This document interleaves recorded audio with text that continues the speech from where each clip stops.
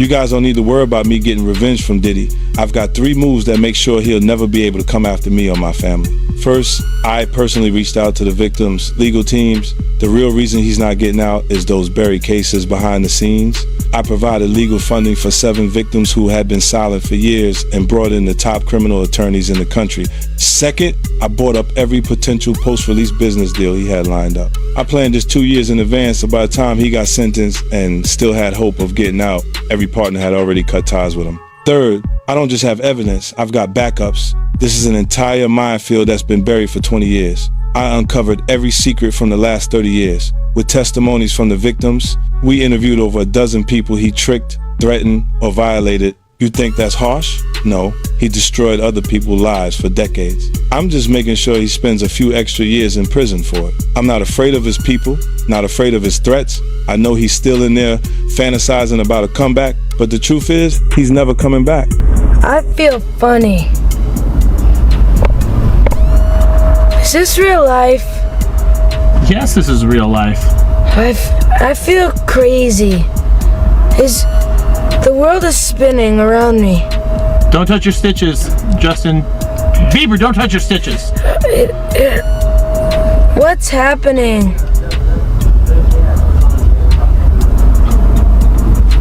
No. Bieber, stop. You have 4 eyes. I have 2 fingers. I have 3 fingers.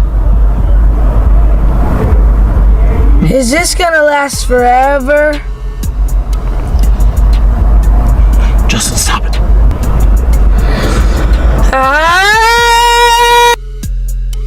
Yeah, you pressing Bieber? Yeah. Yo, what's up? Like, I'm calling you and answering. Yeah, that was low. That was weird, That was crazy. That was weird. They did not run through Bieber. There was. Why you not answering your phone? Like, yo.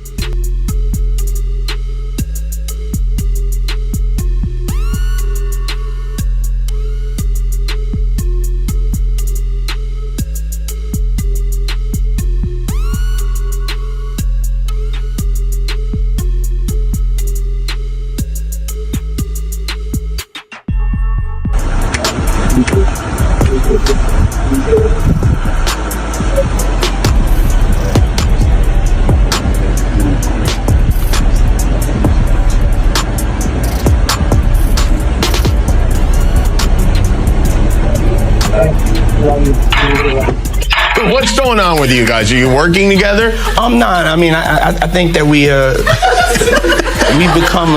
become friends in a strange way, you know. Like Robin Big. Yeah. It's like exactly. I'm begging you, Robin. Yeah. No, I mean, to a lot of us, he's like a little brother. You know what I'm saying? He's not afraid to call and ask for advice. He's somebody that, in the industry-wise, the record industry is a strong family, and he's somebody that, you know, we definitely have our arms around, and we want to protect him because he's such genuinely a nice person. Besides his talent, you know what I'm saying? He's one of the greatest kids that you could ever know. Justin, you.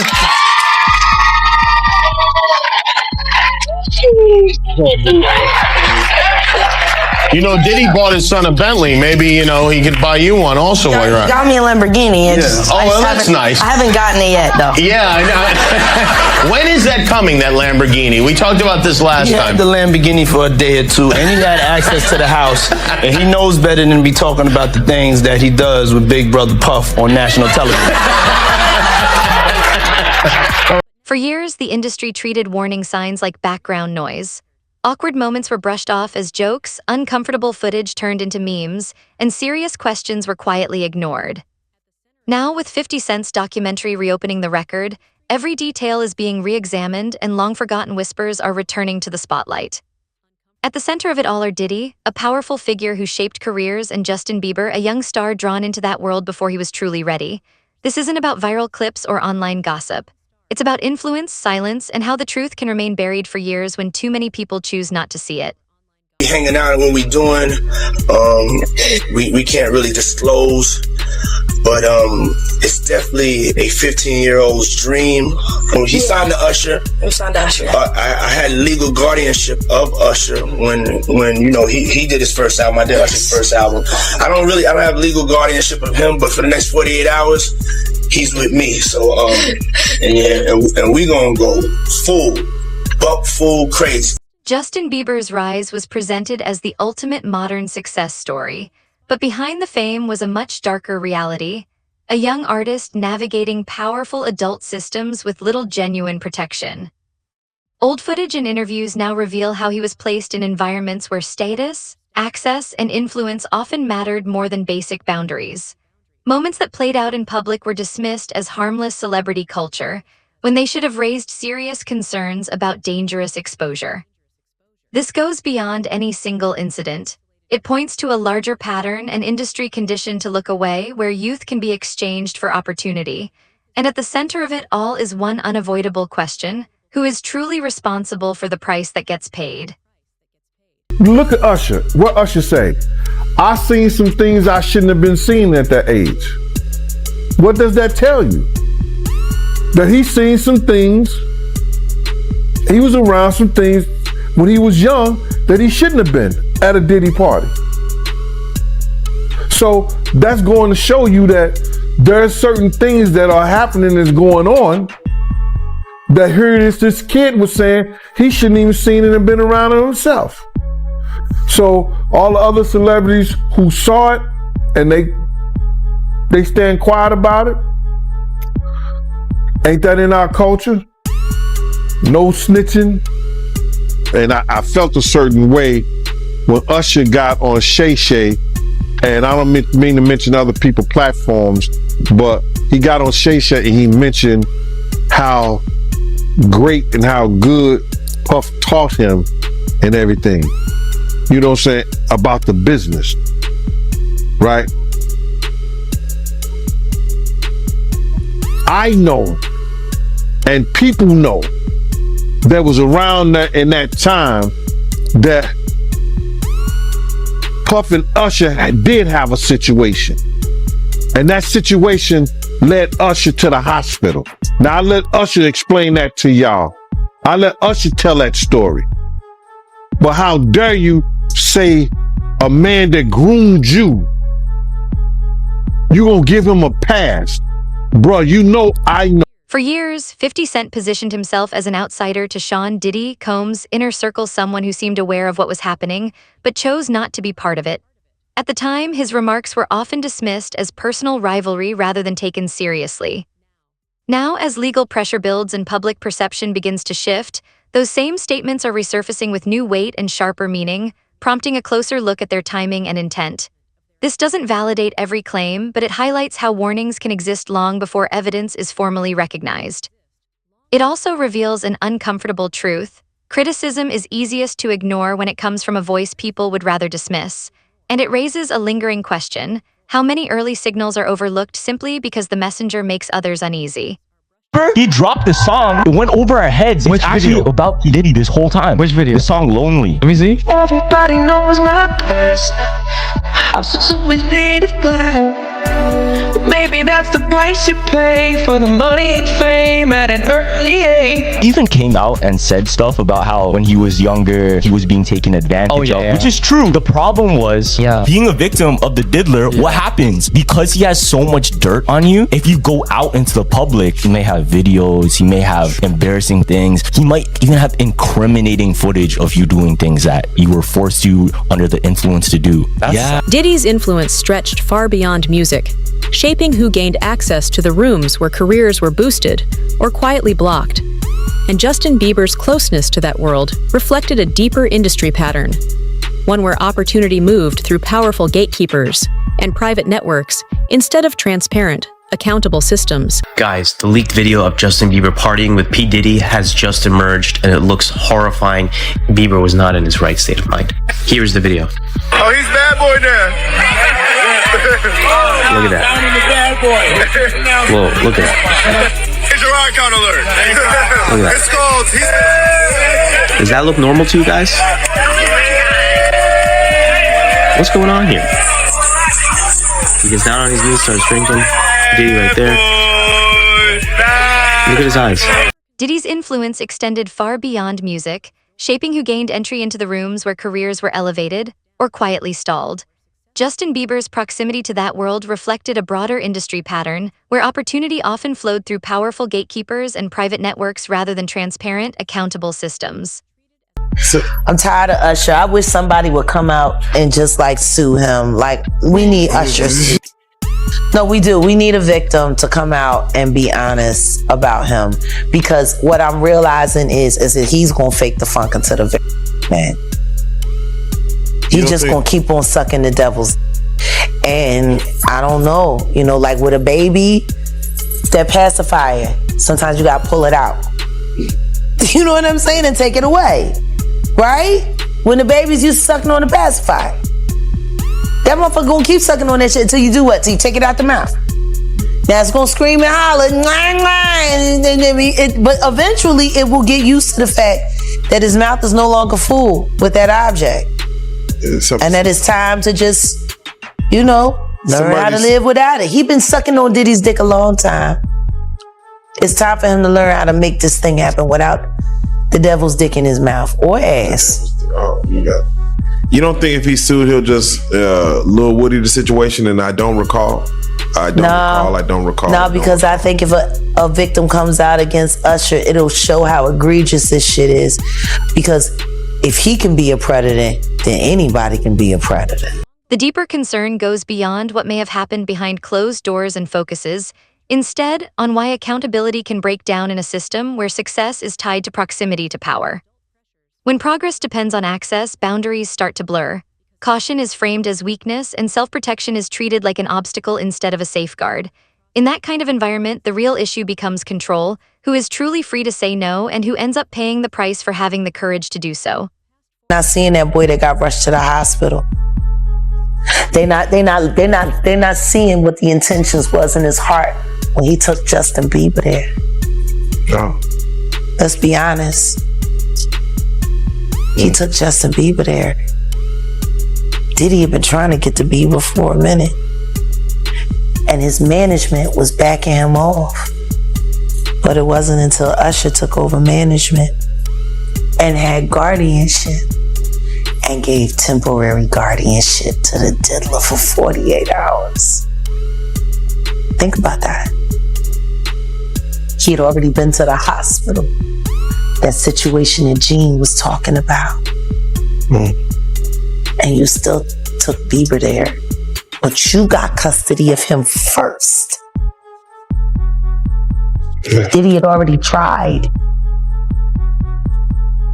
They wouldn't let him.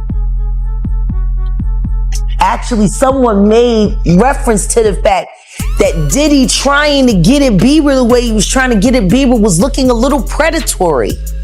And then Usher came in and discovered it and managed him and got custody of him and promised to look after him. And then he sent him to the diddler. Does that sound like a good guy? It's horrible. Does that sound like a good guy? Now that we know what Diddy's really like. What kind of fucking asshole do you gotta be to take another boy, another talented boy, and put him in your place so it ain't gotta be you? If someone can rise to the highest levels of power, it raises a broader, more unsettling question. How easily can that same power be misused? Long before Justin Bieber became a global star, Usher spoke about entering Diddy's circle as a teenager and later acknowledged being exposed to adult pressures far too early. That history matters not as speculation, but as precedent. When similar patterns appear across generations, it becomes harder to dismiss them as coincidence.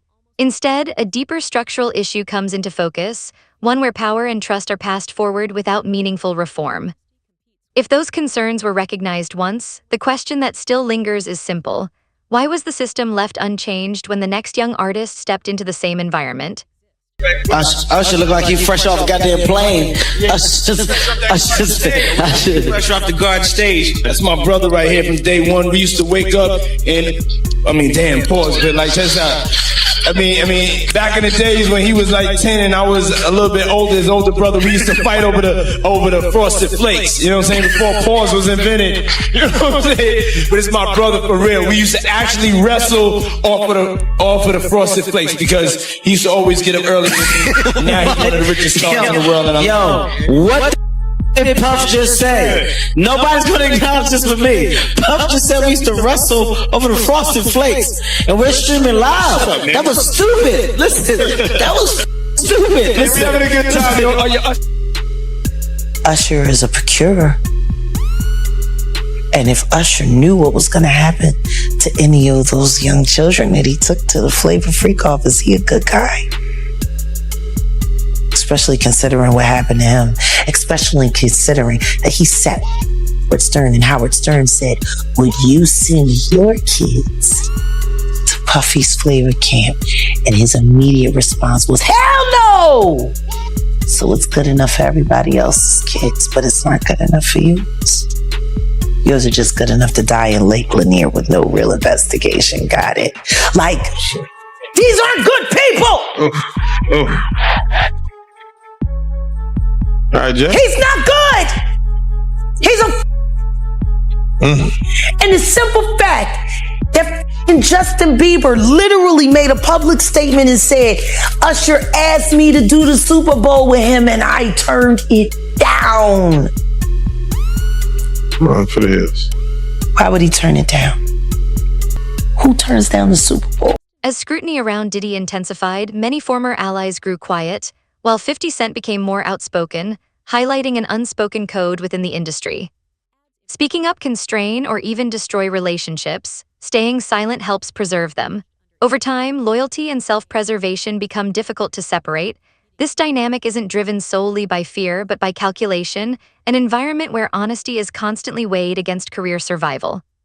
And when silence becomes the safest option, a difficult question lingers. Can true accountability ever really exist? Yeah, she's crazy. She's a superstar. Superstar, right? So, Yeah. so you're there and you see her and you see the way she's reacting to you. And I wonder what was going through your mind, because I've never had a chance to ask you that, because I know what was going through her mind, because I've never had a chance to ask her that. And it's pretty clear in the video what's going through her mind. She can't even. What was going through your mind when you saw that kind of reaction? And also now in the knowledge that you were just coming out of that space yourself. I wanted to protect the moment. You know, I don't know how many opportunities I'm going to get. You know, we never know how many opportunities we're going to get with anybody. I mean, I'm tearing up thinking about it, just with the Kobe situation, you know. You just never know. And so I just wanted to be a good example, you know, and yeah. Did you feel protective of her? Yeah, I definitely feel protective of her. It was hard for me being that young and being in the industry and not knowing where to turn, and everyone, you know, telling me they love me and, you know, just turn their back on you in a second. So yeah, it's hard because I want her to know that, you know, she can count on me, but at the end of the day, I'm never gonna force myself to be in a relationship with her. It has to be natural, right? So I just kind of, you know, let her do her thing, and if she ever needs me, I'm gonna be here for her. But yeah, just protecting those moments, because people take for granted encounters, and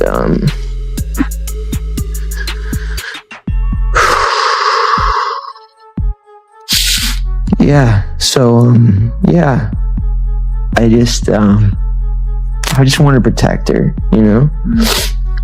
I don't want her to lose it. I don't want her to, you know, go through anything I went through. I don't wish that upon anybody. So yeah, if she ever needs me, I'm just a call away. Justin Bieber has never publicly accused Diddy of criminal wrongdoing.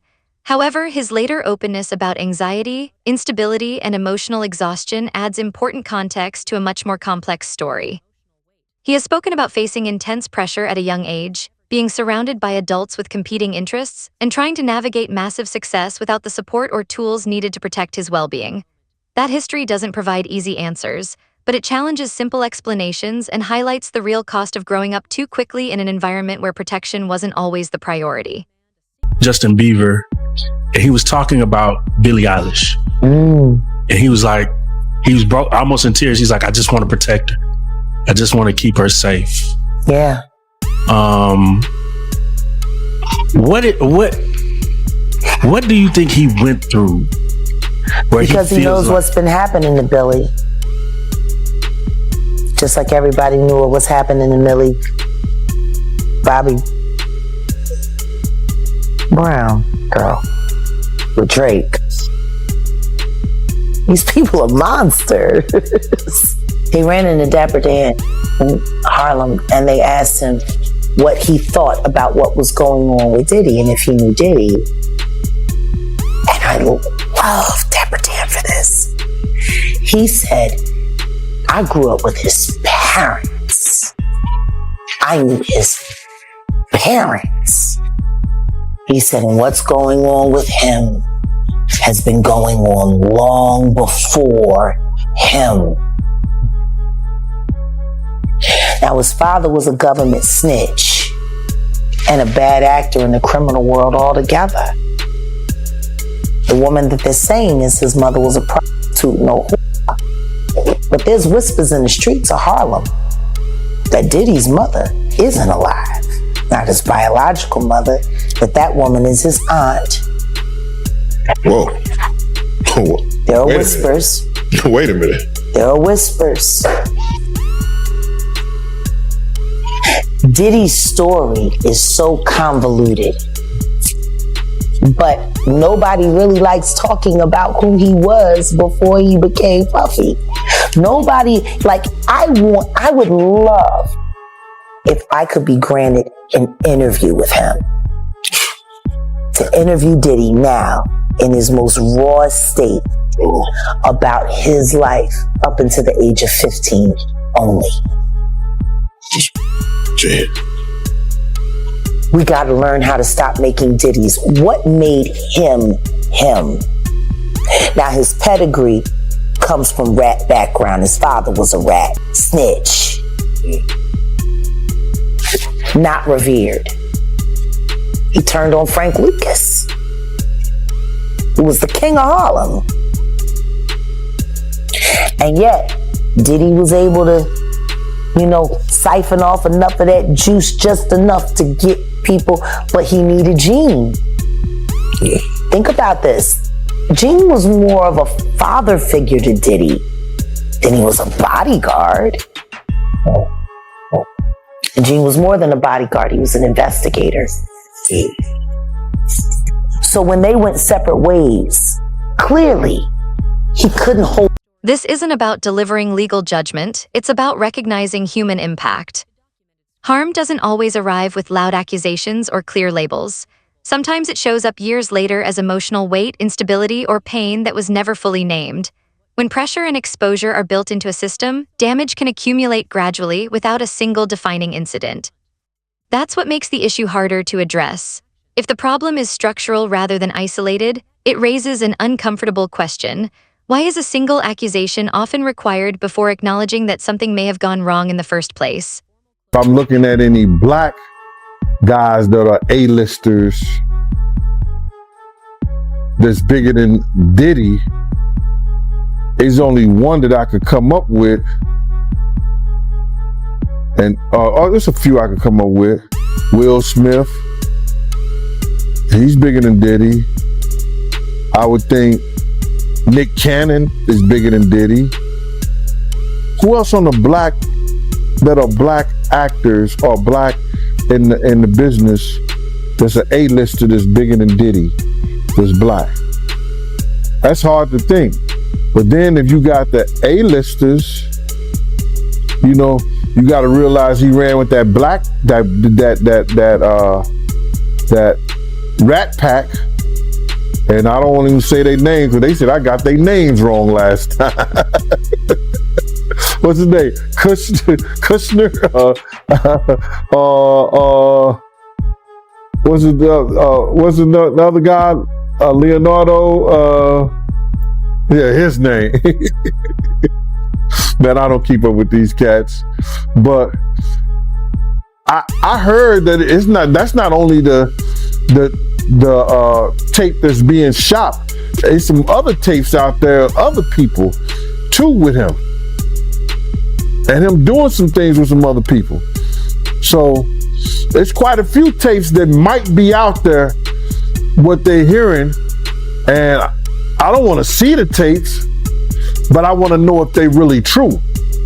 Because if they got some tapes out there and it's with some underage, whether it's celebrities or not, it's gonna be crazy, bro. It's gonna be real crazy. Diddy had his own notorious brush with violence back in the day, another case that ultimately ended without a conviction, not unlike Jay-Z's own legal history. But the contrast today is impossible to ignore. Diddy is facing prison while Jay-Z presents himself as a distant observer, someone who is barely even adjacent to any of it. Critics find that nearly impossible to swallow. These are two of hip-hop's most powerful figures, billionaire allies who moved in lockstep for decades. The idea that Jay never had any awareness of what was happening strains credibility. And 50 Cent isn't remotely convinced. He said that a single encounter with Diddy was all it took to read exactly what kind of energy the man carried. No years of friendship, no insider access, no billions in shared business required, just enough awareness to recognize the room you were standing in. That 50 explains is precisely why he kept his distance.